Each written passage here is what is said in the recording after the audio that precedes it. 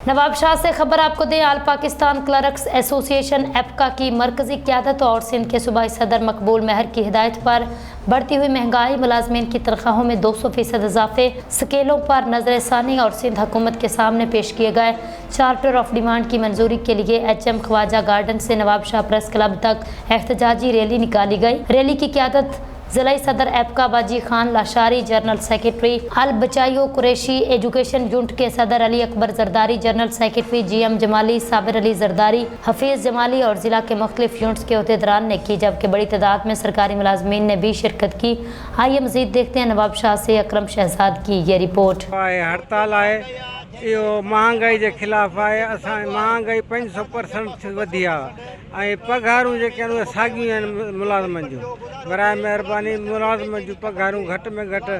200% वधायूं वञनि ऐं उन खां पोइ जेके असांजा जाइज़ ॿिया मुतालबा आहिनि उहे मञिया वञनि। अगरि न मञिया विया असां